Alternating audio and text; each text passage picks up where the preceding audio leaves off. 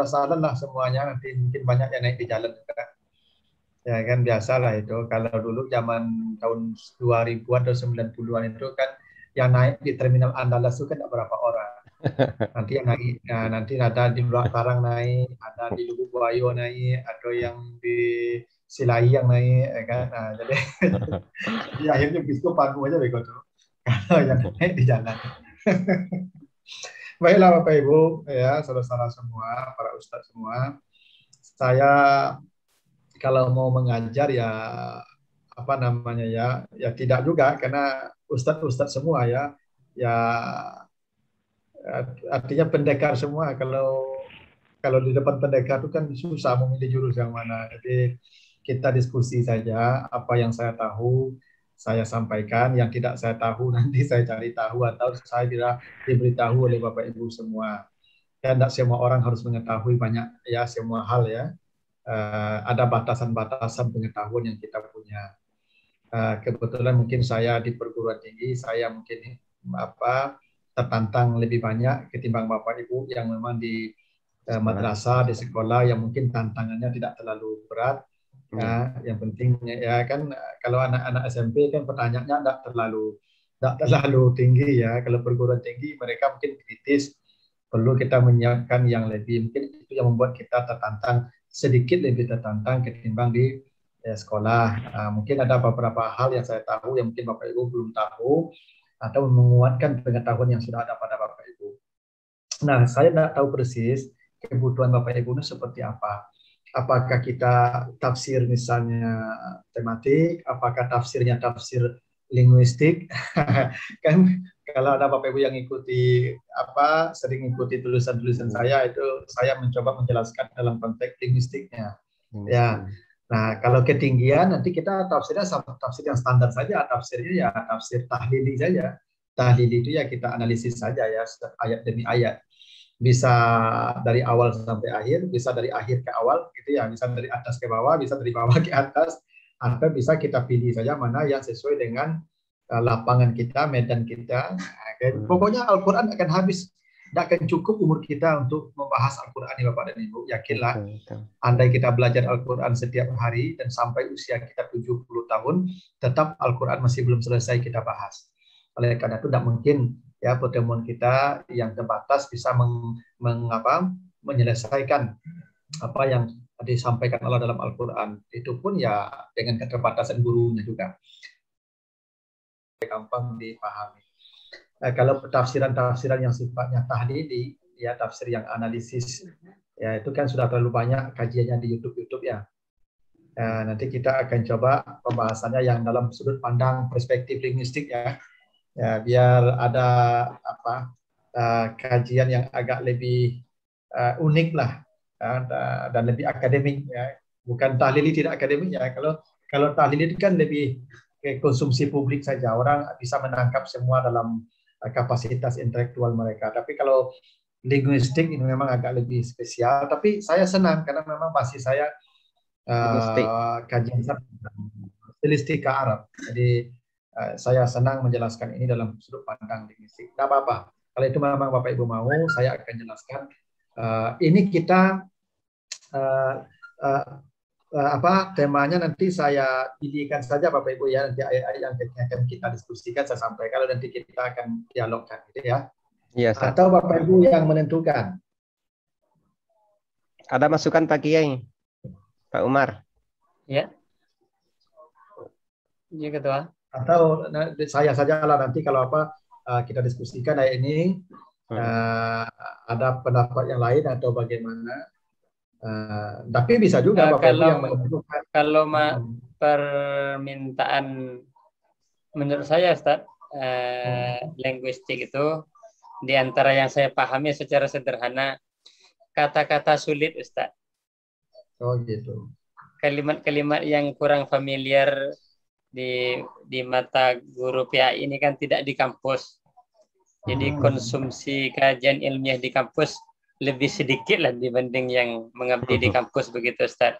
Maka kalimat-kalimat sulit itu penting rasanya dijelaskan lebih dibanding yang kalimat yang sudah mudah dipahami. Mungkin meminjam bahasa ulumul Quran yang mustasabihat gitu kan.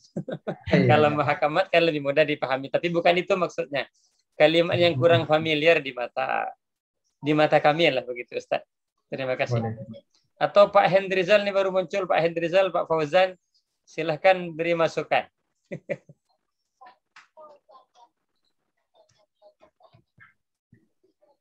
Ya, enggak apa-apa. Jadi kalau memang begitu, nanti materinya nanti saya siapkan setiap pertemuan. Kita akan bahas kajian linguistiknya ya. Oke, enggak apa-apa Pak. Nanti bisa saya siapkan beberapa ayat dulu. Kita bahas satu persatu nanti Iya. kita diskusikan. Betul, betul. Jadi sekarang kalau begitu saya pilihkan saja lah Bapak Ibu ya untuk pengenalan awal saja seperti apa tafsir ini ya. Sebentar.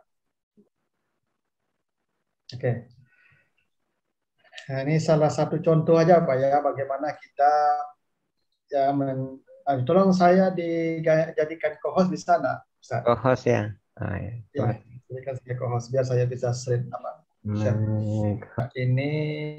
Nah, ini contoh kajian linguistik Pak ya. Kajian linguistik.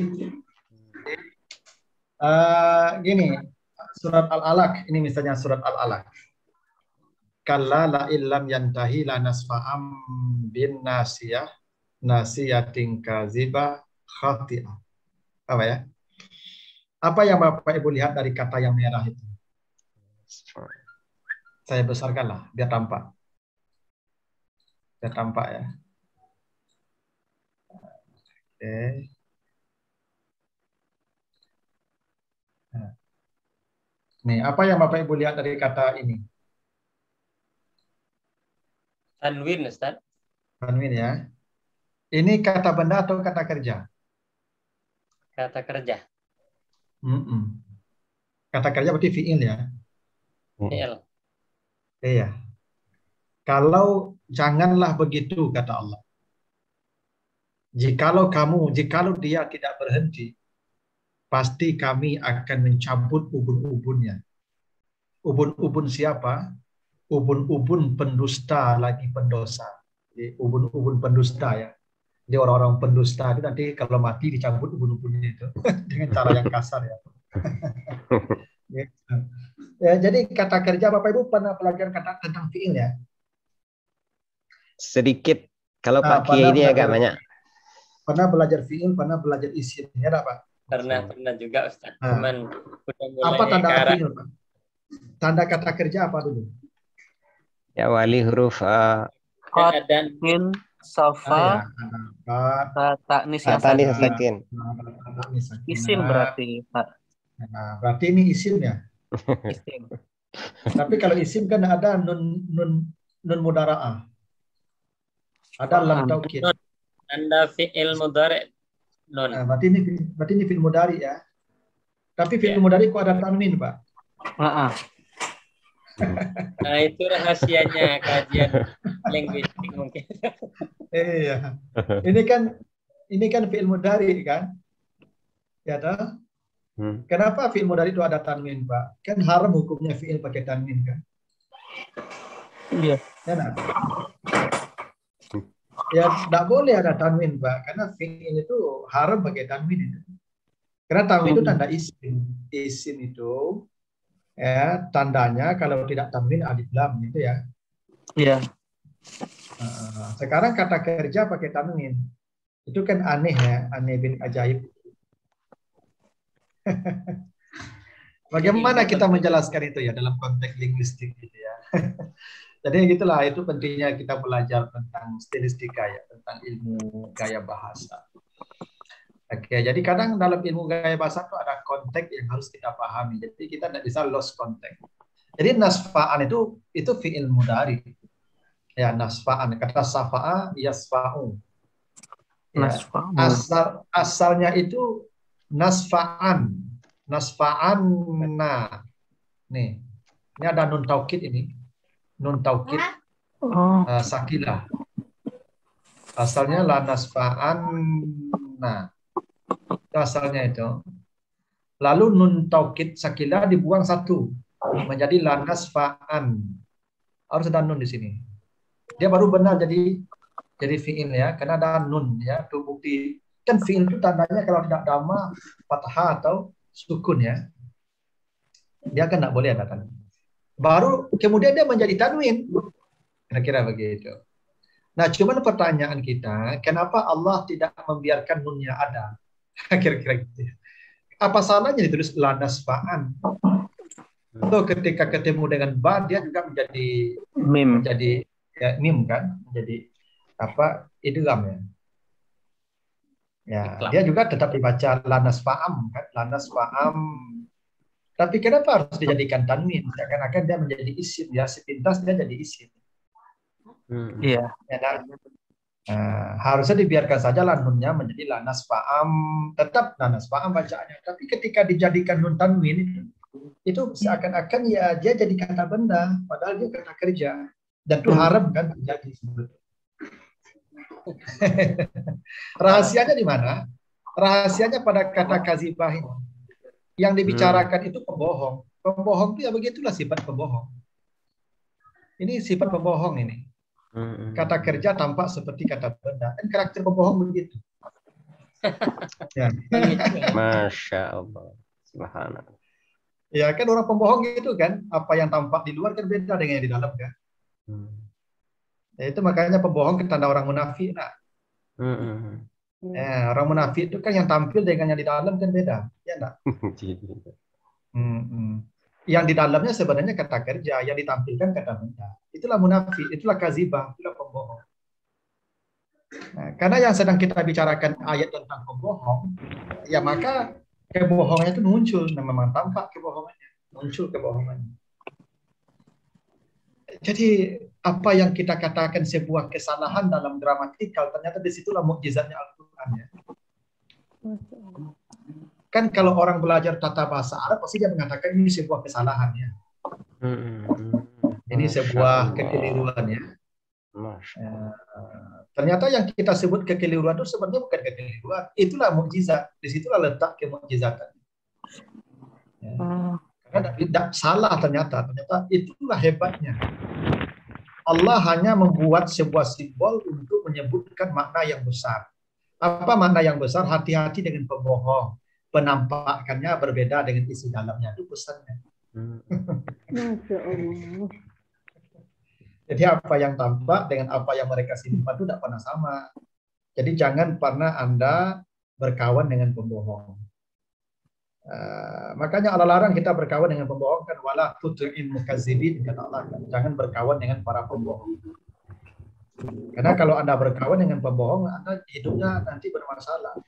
Karena pastilah Anda pun akan dihancurkannya, karena dia baik itu bukan aslinya. Ya, apa yang ada di dalam hati mereka itu tidak sama dengan apa yang mereka tampilkan dalam ucapan dan sikap mereka.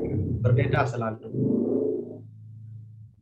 Karena itulah kazibah ini sebenarnya ini untuk laki-laki.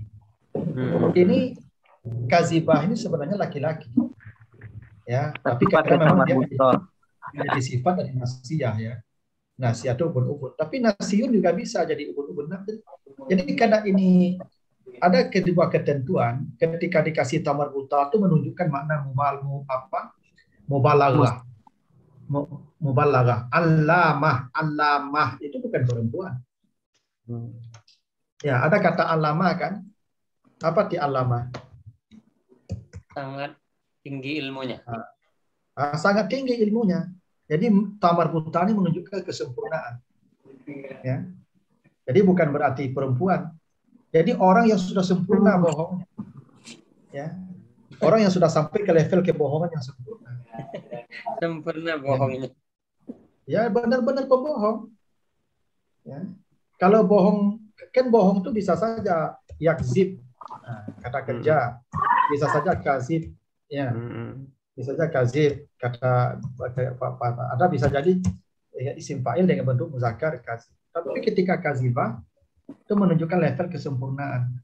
Seperti kata allamah, jazzamah, ya. Gitu, salalah gitu. Itu semuanya mana kesempurnaan. Bukan dia perempuan tapi kesempurnaan. Ya, makanya perempuan tuh kenapa perempuan itu pakai tamar buta tandanya? Karena perempuan itu makhluk yang sempurna. Makanya kalau perempuan lewat kita melihat dia. Kalau laki-laki lewat kita tidak nengok dia. Kan jarang-jarang kalau laki-laki lewat kita nengok dia. Itu kenapa ada hadis Nabi kalau seseorang salat lewat perempuan batal salatnya kan? Karena perempuan itu makhluk sempurna. Makanya dikasih tamar buta dia. Karena dia sempurna. Maka dia wanita itu simbol kesempurnaan. Jadi ini sudah sempurna bohongnya. Karena sudah sempurna bohongnya, ya maka Allah tampilkanlah sifatnya itu. Lanasfa'an menjadi lanasfa'an dengan tanwin. Jadi karena Al-Quran kan mutawatir kan sejak masa Nabi ya tidak pernah Al-Quran itu ditambah dan dikurangi. Gitu. Tapi menariknya kalau misalnya Bapak Ibu perhatikan ya, cerita Zuleha juga begitu ya. Bapak Ibu kalau baca nanti misalnya pindahkanlah ayatnya ini. Cerita Yusuf dan Zuleha ya. Di surat Yusuf. Ya. Sama juga nih. Bapak Ibu lihat, bacalah nanti Pak ya di surat apa? Surat Yusuf ayat 32 ya. Surat Yusuf ayat 32.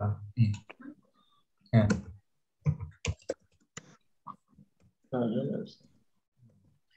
La illam yaf'al ma amaru la yusjadanna wa la yakunam. Wa la yakunam ya. Sama dengan kasus tadi Pak. Asalnya la yakunan. Ya. La yakunan ya. Tapi berubah menjadi la yakunam. Kenapa Pak?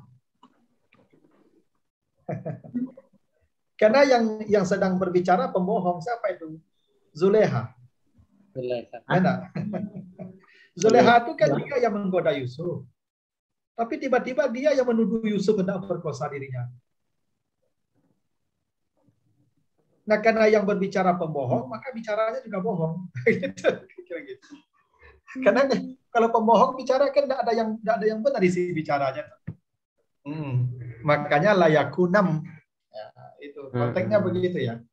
Jadi penting kita untuk apa kita belajar tanda isim, tanda fiil. Inilah salah satu gunanya ketika kita menemukan kasus-kasus seperti ini. Ya kan, dulu kan kita pernah belajar tanda isim, alif lam atau tanwin, gitu ya.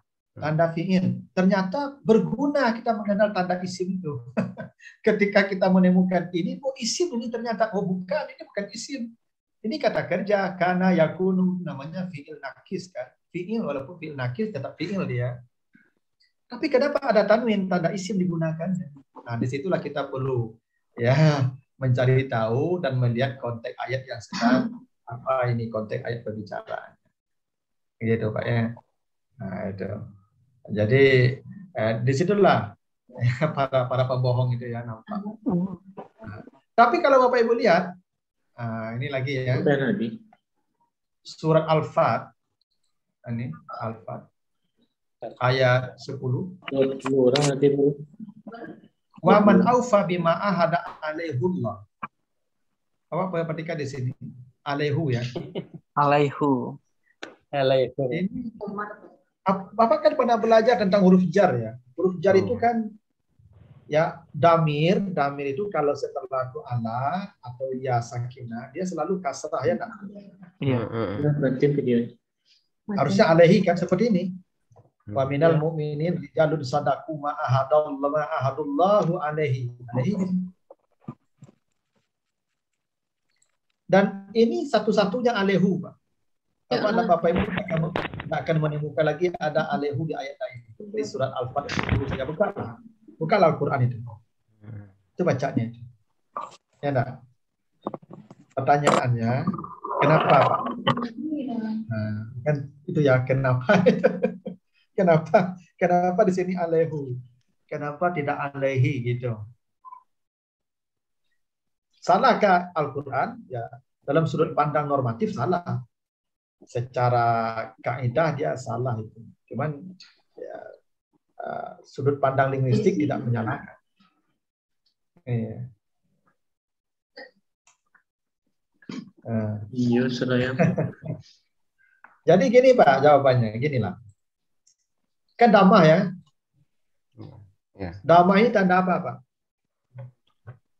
Tanda rafa. Ya enggak?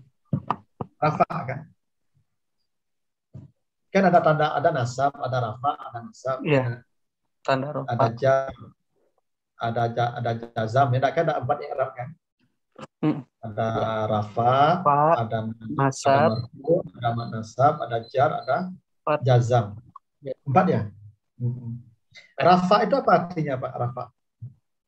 Rafa itu di atas, ya diangkat. Ya, depan. yang tinggi ya, yang Tinggi.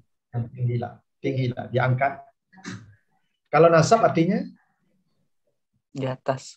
datar. Jadi Datar. sesuatu yang datar itu namanya nasab. Kalau jar artinya Bawah. yang di bawah ya. Jar itu di bawah. Kalau Khafat. jazam artinya putus. Jazam itu putus. Maka tandanya sukun kan, sukun berhenti kan. Diam.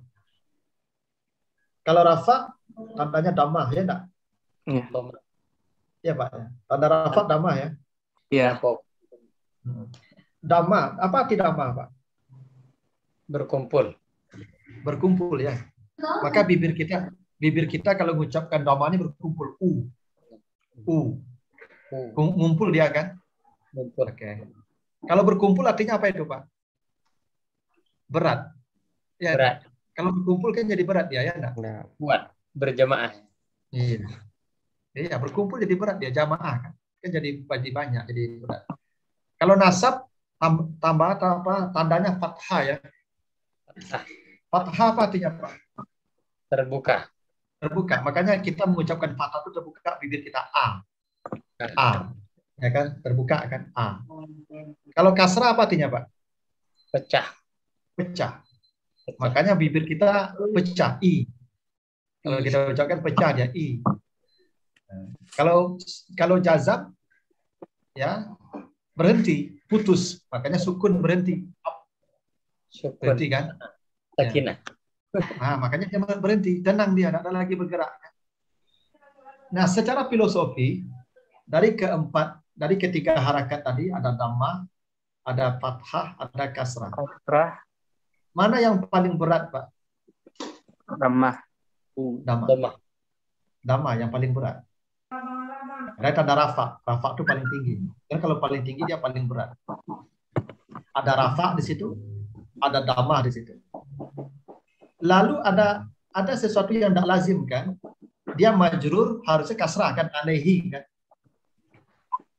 Tapi dijadikan dia dhamma, sesuatu yang tidak lazim.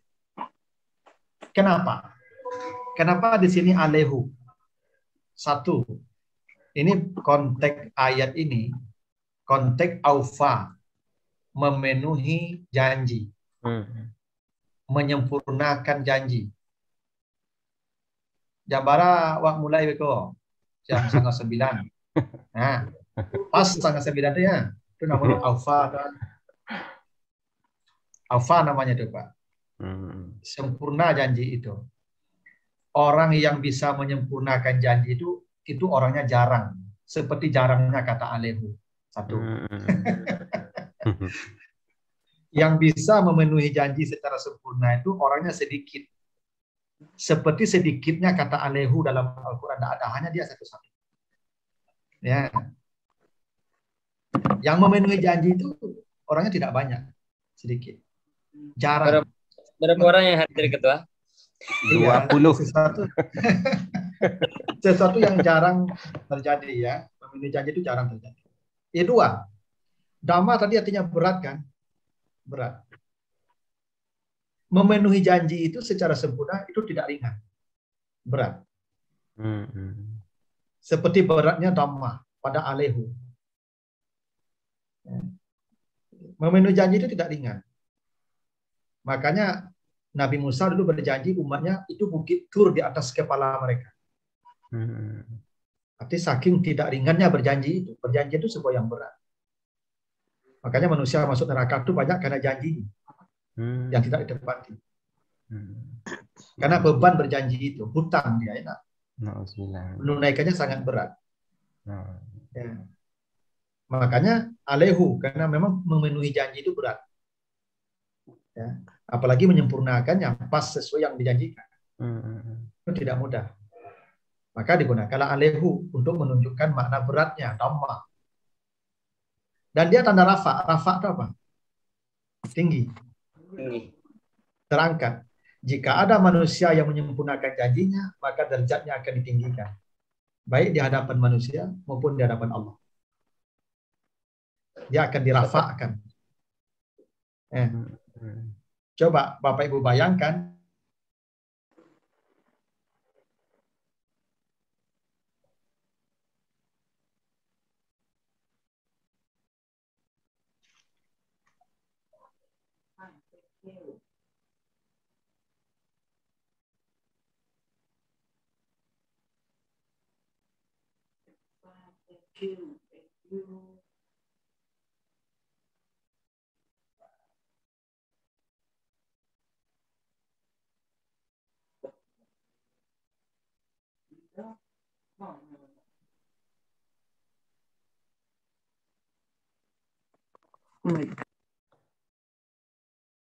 Terganggu dia Pak Jiri?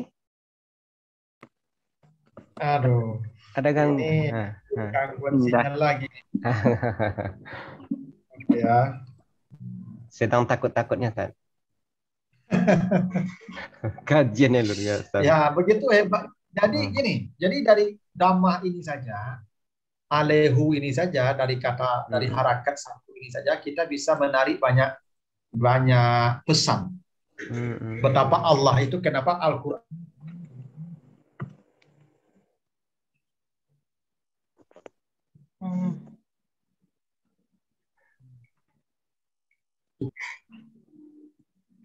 ya, coba Bapak Ibu bayangkan ya, Al-Quran mengurus miliaran manusia sepanjang masa cukup dengan 6.000 ayat saja. Al-Quran diturunkan ke semua manusia di semua masa. Hanya 6.000 ayat bisa mengatur semua manusia. Kenapa? Karena Al-Quran tidak bicara rinci, tapi bicara dengan isyarat dan simbol. Itu yang disebut dengan tadabbur. Kita bisa menangkap makna di balik teks. Karena tidak sedikit ada rahasia di balik teks itu. Kenapa kita tidak disuruh banyak-banyak baca Quran? Yang disuruh itu justru menjadikan Al-Quran sebagai hudan. Kapan Al-Quran bisa jadi hudan? Kalau kita bisa mentadaburinya. Tadabbur dikata dubur. Dubur itu bagian belakang. Jadi setiap ayat punya bagian belakang. Yang bagian depan semua orang bisa melihat. Dengan kapasitas apapun orang bisa melihat Al-Quran. Tapi yang bagian belakang tidak bisa semua orang melihat. Disitulah kita penting untuk namanya mendalami, mentadabur. Coba Bapak membayangkan satu harakat dhammah saja yang mungkin bagi orang itu dianggap tidak ada masalah, ataupun kalau masalah dianggap sebuah keliruan, tapi ada pesan yang sangat hebat di sini. Ya, pertama pesannya memenuhi janji secara sempurna itu jarang terjadi orang, dan aneh kalau ada orang menyempurnakan janjinya. Coba Bapak zaman sekarang kalau ada orang jujur aneh enggak? Aneh. Justru orang jujur jadi aneh. Memang begitulah alehu. Ya, aneh, jarang terjadi. Ya, tapi berat ya. Alfa, dhammah dia berat. Ya. Di samping berat, kalau dia mampu, rafa dia. Maka diangkatlah ke surga, ke kehidupan level yang paling tinggi. Saya tidak pernah melihat orang jujur itu kemudian ada yang celaka. Ya, yang hidupnya dihinakan orang jujur itu tidak ada. Kalaupun dihinakan, dia akan dimuliakan tetap. Dulu Buya Hamka pada dipenjara kan? Tapi apakah dia hina setelah keluar dari penjara? Tidak. Tidak akan hina dia. Karena kejujuran itu rafa, akan membuat orang menjadi tinggi. Alaihu. Kira begitu. Alaihu. Ya, jadi itu ya pandangan linguistik terhadap ya ada beberapa kasus-kasus yang Bapak Ibu sebut tadi Nah, ini saya hadirkan beberapa contoh saja. Sama ini, wama ansanihu illa syaitan an azkura. Ini siapa yang ngomong ini? Kenapa ansanihu? Harusnya apa nih, Pak? Ya sama dengan yang tadi kan, ansanihi kan. Karena dia kalau ya sakinah itu kan harusnya kan kasrah. Ansanihi. Ya toh? Harusnya ansanihi bukan ansanihu. Kenapa? Ini kan tidak boleh nih ansanihu nih. Harusnya di bawah harakat. Karena dia ya ada ya sakinah. Karena dhamma setelah ya itu berat ya. Berat kan, dan orang Arab tidak akan pernah melakukan itu. Kecuali dalam konteks-konteks tertentu. Tapi Al-Quran melakukannya. Kenapa Al-Quran tidak menggunakan ansanihi tapi ansanihu? Konteksnya.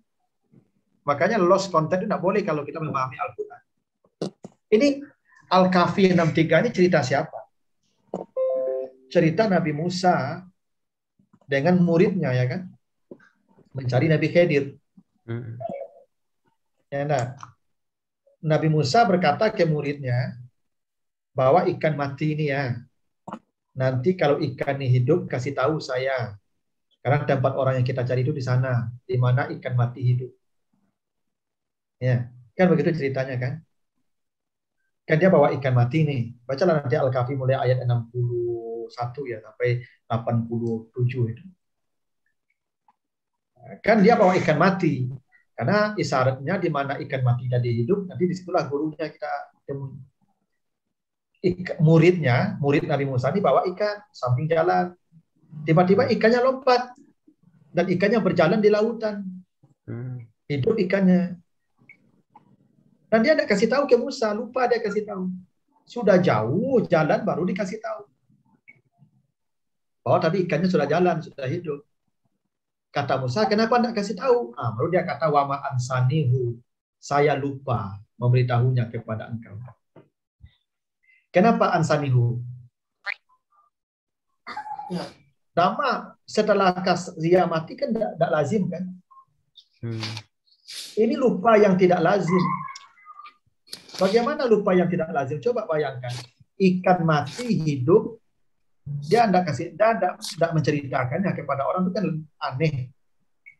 Yang kedua, ini seorang murid melupakan pesan guru itu aneh. Kalau guru lupa dengan ucapan murid itu wajar.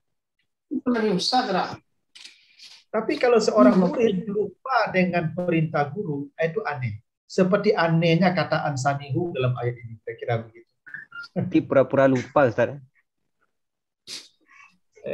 Pura-pura lupa, Ustaz. Pura-pura lupa nih, Ustaz.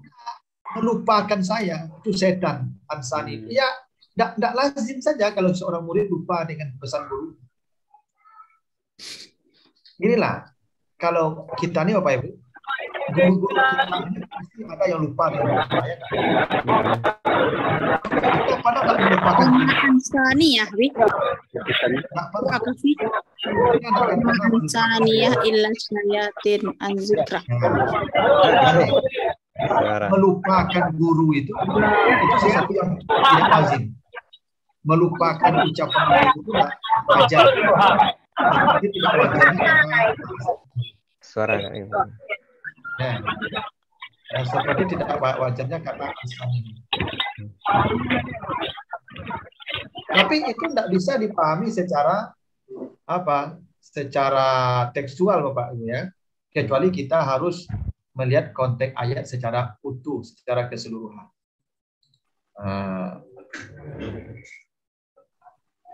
Oke. Inilah ini. Oke, ini silakan Bapak Ibu kalau ada pertanyaan itu, ini sudah hampir 9:30 ini. Silakan kita diskusi aja kalau ada yang mau tanya. Ya, terasa. Maaf Ustaz, saya tadi agak hilang mendadak aja tadi. Kayaknya sinyal. Tapi ada yang ditanya tadi masalah secara kebahasan dulu. Untuk secara pakai kurang jelas juga ya. Ya, suaranya terputus. Ulang lagi Pak Umar. Belum sampai ke makna kata. Perubahan yang teknik. Suara Pak Kiai terputus-putus. Halo? Halo, suaranya Jelas terputus-putus. Ketua? Jelas. Sekarang jelas. Itu masih ada suara kerutuk-kerutuk itu siapa tuh? Oke, silakan. Coba Pak Kiai, mungkin tidak nampak muka Pak Kiai. Nah, sekarang sudah jelas? Sudah. Begini Ustadz, yang mengenai tadi mulai dari surah Al-Alaq sampai juga surah Yusuf. Nah, itu yang pertama. Yang kedua nanti baru ada ke Alaihu. Proses perubahan kata dari aslinya sampai nampak ke permukaan yang dalam kajian tentang kebohongan, berbohong begitu. Kan tadi lanasfa'an, aslinya kan lanasfa'an. Proses menuju ke lanasfa'an pakai alif lalu tanwin itu bagaimana itu Ustaz? Teknik mengetahuinya begitu. Oh gitu. Baik. Tampilkan lagi. Anggap saja kasih bimtek kami begitu. Terima kasih Ustaz. Oke, sama-sama Pak. Oke ya, ini ya. Iya. Ini kan la'il lam yantahi. Ya, ini banyak indikasinya ya. La'il lam yantahi. Berarti ini kan syartiyah ya. La'il lam yantahi. Kalau ya, jika tidak berhenti juga, la nasfa'an. Jadi la nasfa'an jawab syarat. Ya. Jawab syarat dari la. Ya, berarti dia jawab syarat kan. Dari yantahi ya. Ya kan? Dari in, la'il lam yantahi. Berarti ya yantahi ya. Berarti jawab syaratnya ya pasti sesuai dengan fi'il syarat ya enggak? Iya. Ya kan? In tajlis ajlis. Ya enggak? In tajlis ajlis. Boleh enggak dikatakan in ajlis jalisan? Boleh enggak? Enggak. Tidak boleh. Enggak boleh. Enggak boleh, Pak. Karena harus fi'il itu jawab syaratnya harus fi'il pula. Ya. In takum akum. Enggak boleh in akum kiaman. Itu enggak boleh. Maka sudah pasti nasfa'an itu adalah fi'il. Karena jawab syarat. Ya, Pak. Bisa dipastikan dia fi'il. Bukan isim. Yang kedua, ada nun mudhara'ah. Ya. Karena ada pasti dia fi'il mudhari karena nun mudhara'ahnya ada di situ. Dan apa timbangannya misalnya? Kalau kita jadikan kata benda, tidak ada timbangannya. Rafa'a yasfa'u nasfa'u. Kalau kata benda tidak ada timbangnya. Saf'an lah bisa lah. Kalau nasfa'an bagaimana kata benda nasfa'an?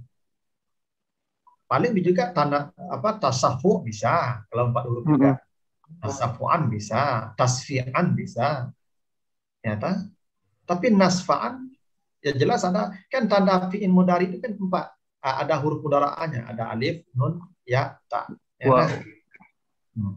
Kalau lam taukid ke dia bisa juga kayak jumlah fi'il jumlah ismiyah.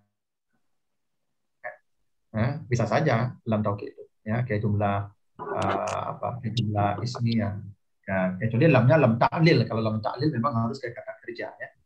Nggak boleh lam ta'lil itu ke kata benda. Jadi dari 2 itu sudah bisa dipastikan nasfa'an itu adalah kata kerja bukan kata benda. Nah, karena itu kita perlu perlu mengurai kenapa jadi tanwin nasfa'an ini. Nah, kita bisa mengatakan di situ ada nun taukid karena ada lam taukid di sini. Berarti karena ada lam taukid itu ada levelnya kan? Ada pakai lam saja, ada pakai lam dan nun taukid khafifah, ada pakai lam nun taukid sakilah. Enak. Maka ada berat dugaan bahwa tanwin ini sebenarnya nun taukid. Lanasfa'an. Berat dugaan begitu. Karena ini Ancaman serius. Kenapa? Karena yang diancam itu pendusta. Yang serius juga pendusta. Kalau pendusta serius, tentu ancaman serius pula. Kan? Maka taukidnya tidak cukup sekali. Kan? Taukidnya harus berkali-kali. Bahkan ini kata sebagian, taukidnya bukan hanya taukid khafifah, tapi taukid sakinah nih, lanasfa'an. Nah, lalu dibuang lanasfa'an. Gitu. Cuman persoalannya, kenapa ditulisnya menjadi tanwin? Kenapa tidak dibiarkan nunnya ada? So, kalau dibiarkan nun mati, kan tanwin itu nun mati juga. Tanwin itu kan nun mati gitu. Iya. Tanwin kan. Kan tanwin itu artinya bahasa Arabnya tanwin. Ya. Tanwin itu kata nun. Ya, nah, nun. Menjadi gawana, tanwin. Tanwin itu artinya memberi nun, maka dibunyikannya bunyi nun. Ya.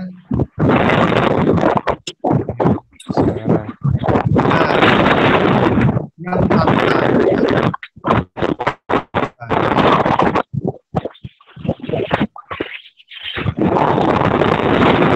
ada siapa yang ada badai di tempat Ada suaranya badai. Hanya hujan ya, lagi hujan memang. Ya, oke. Jadi persoalannya adalah apa itu yang ada badai? Siapa yang pakai badai dia? Ming siapa ya? Muhammad Jono Suaranya. Hah? Muhammad Jono. Tanya ribut. Pak Muhammad Jono, matikan aja mic-nya, Pak. Iya, matikan mic-nya. Saya enggak Pak Zoom yang ribut, Pak. Kan. Pak Muhammad Jono. Bukan zoomnya, suaranya Pak Zoom. dibuat. Pak Zoom sehat, Pak Zoom. Kaji ya. Nah, kaji Pak Ma. Oke. Jadi kenapa prosesnya menjadi tanwin? Ya karena nun mati itu tanwin, gitu. Nun mati itu tanwin itu. Cuman tanwin itu tanwin itu tidak lagi dianggap sebagai tanda kata kerja. Beda kalau ditulis dengan nun. Pasti ini kata kerja, tidak ada 100% kata kerja. Ya toh? Iya. Tapi ketika diganti nunnya dengan tanwin, dia berubah jadi kata benda. Tapi tampilannya kata benda, tapi dalamnya kata kerja. Itulah. Itulah hebatnya ya. Tampilannya kata benda, dalamnya tetap kata kerja. Dia tidak mengubah makna menjadi kata benda. Dia tetap maknanya kata kerja, tapi tampilannya kata benda. Orang yang melihat sepintas mengira ini adalah isim. Karena dia sedang berbohong. Ya.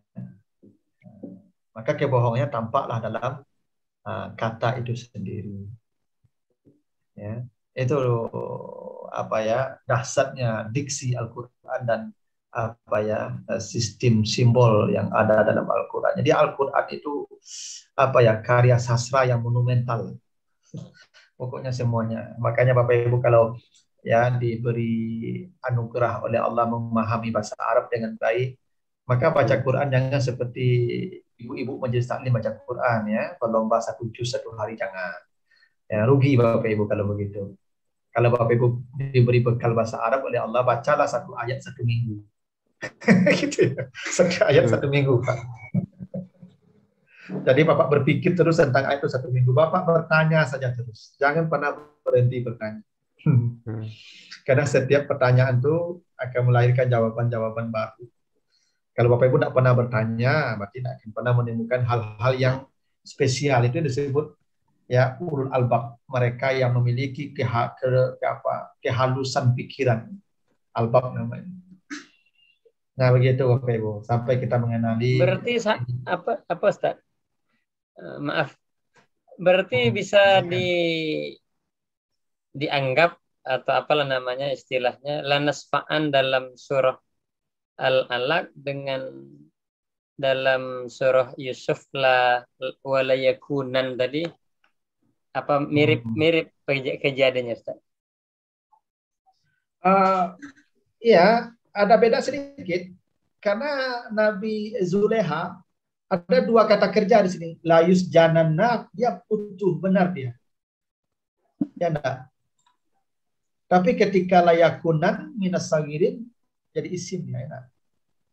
Gitu ya. Jadi beda lagi Pak. Di sini tidak disebutnya, harus kan bisa nih. Layus janan ya layus ja. Bisa begini Pak.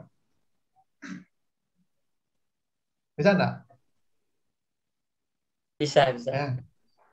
Bisa. Layus janam minas sogirin misalnya. Layus janam walayakunam. Ya, nah. Itu perlu kita bertanya tuh Pak.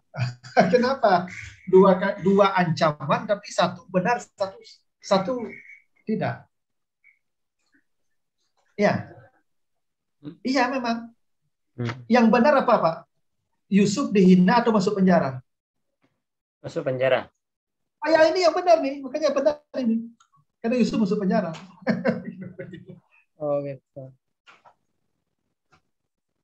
Kan Yusuf Jananda masuk penjara kan? Betul.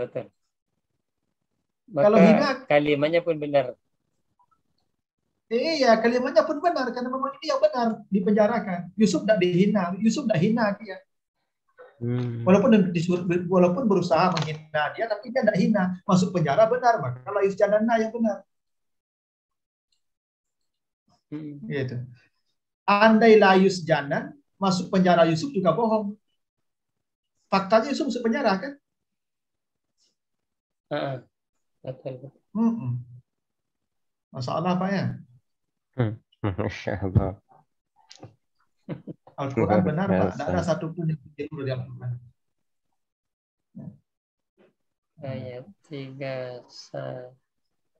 32 ya. Iya. Berarti ketika pada yang benar kata kerja pun benar. Iya, pada yang real kata kerjanya real juga. Iya. Pada yang tidak real kata kerjanya tidak real juga. Dan faktanya memang Nabi Yusuf di penjara saja tidak hina dia. Gitu. Tapi ada menarik juga nih, kenapa Zuleha mendahulukan penjara ketimbang dihina? Kenapa dia mendahulukan Layus Janana daripada Layakuna Minasawiri? Kenapa? Kenapa didahulukan ini? Mungkin di tengah kehidupan kalau orang masuk penjara akan hina, Ustaz. Belum tentu juga Bu Hamka mungkin. penjara. Ahmad bin Hambal masuk penjara tapi tidak hina. Iya juga sih. Iya. Soekarno berkali-kali di penjara tidak hina. Bung Hatta di penjara tidak hina. Kan pilihan Zuleha dua. Kalau dia tidak mau, pilihannya dua. Saya penjara atau dia dihina. Tapi dia lebih mendahulukan penjara daripada hina. Kenapa? Karena Zuleha itu mencintai Yusuf. Maka penjara untuk orang yang dia cintai lebih ringan daripada menghinakannya. Bagaimana kita menghinakan orang yang dicintai? Maka biarlah dia di penjara daripada dia dihina. Kira-kira begitu. Kan takdim itu kan menunjukkan afdaliyah ya. Maka pantas cocoknya untuk milenial. Ya kan orang yang dicintai kan tak mungkin dihina, kita hina. Kalau di penjara boleh saja di penjara, tapi menghina dia berat. Lebih ringan memenjarakan orang yang dicintai daripada menghinakan hidupnya. Karena itulah Zuleha lebih memilih penjara lebih dahulu untuk Yusuf ketimbang dia dihinakan karena dia mencintai Yusuf. Dan benar dia di penjara. Dan itu kenapa Layakuna sebenarnya Zuleha juga berbohong menghina Yusuf. Dia tidak bisa menghina Yusuf.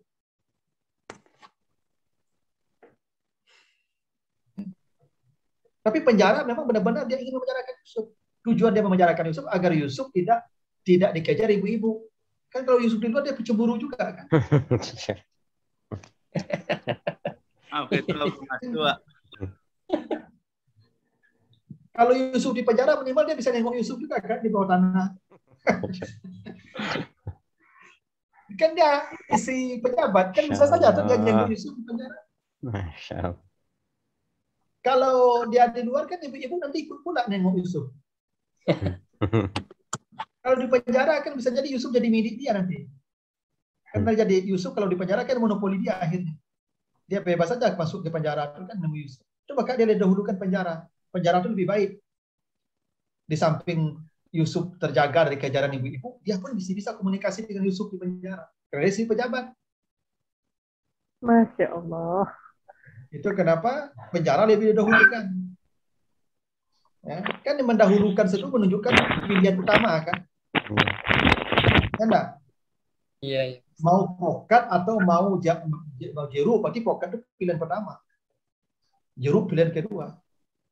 Menunjukkan pokat itu lebih dipilih daripada jeruk. Itu bahasanya takdim itu begitu maknanya. Aduh. Gitu ya Pak ya. Ini aja capek gitu ya satu ayat ini ya. Nah, udahlah. Untuk pertemuan pertama, tidak apa-apa. Pemanasan aja dulu. Amin. Sudah